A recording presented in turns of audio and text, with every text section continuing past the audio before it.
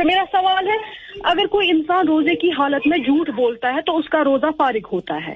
ہم نے علماء سے سنا ہے کہ اس کا قانونی طور رہتا ہے. اچھا اب اگر کسی عورت کے بال نامحرم کے سامنے کھل جائے تو روزے کا کیا ہو جاتا ہے؟ ٹھیک جی قاضی صاحب. دیکھیے روزے کی حالت میں جھوٹ بولنا بلکہ عام زندگی میں بھی جھوٹ بولنا بہت بڑا گناہ ہے. جب آدمی جھوٹ بولتا ہے تو اس کے ساتھ جو رحمت کے فرشتے ہوتے ہیں وہ اس سے کوسوں دور بھاگ جاتے ہیں. اتنی نحوست اس جھوٹ میں ہوتی ہے کہ رحمت کے فرشتے اس سے دور چلے جاتے ہیں.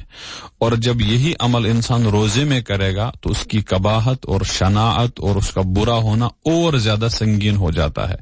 روزہ ہم نے رکھا ہے اسی لیے پیغمبر علیہ الصلوۃ والسلام نے فرمایا بہت سارے روزے دار ایسے ہوں گے جن کو روزے میں فاقے کے سوا کچھ بھی نصیب نہیں ہوگا. وہ ایسے ہوں گے کہ انہوں نے جھوٹ بولنا نہیں چھوڑا, لڑائی جھگڑا نہیں چھوڑا. اس لیے اگرچہ ہم بھوکے رہے لیکن روزے کا جو مقصد ہے خوف خدا اللہ کی محبت وہ پیدا نہیں ہوئی. اس لیے جھوٹ بولنے سے بہت زیادہ پرہیز کرنا چاہیے عام دنوں میں بھی اور روزے میں بھی.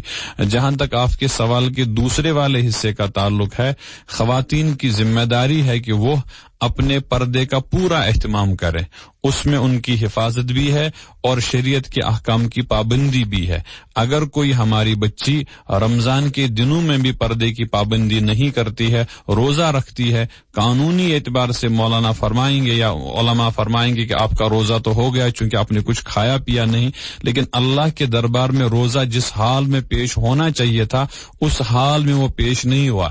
جیسا ہم اس کی مثال آپ کو عرض کر سکتے ہیں کہ آپ اپنے گھر میں جو مہمان آپ کے ہاں آ جاتا ہے تو آپ اس کے سامنے جب کوئی چیز ناشتے کھانے کے لیے پیش کرتے ہیں تو بہت ہی سجا کر اس کو پیش کیا جاتا ہے. تھال میں دسترخوان بچھایا جاتا ہے, پھر تھال میں اس کو رکھا جاتا ہے یا پلیٹ وغیرہ کوئی استعمال کی جاتی ہے.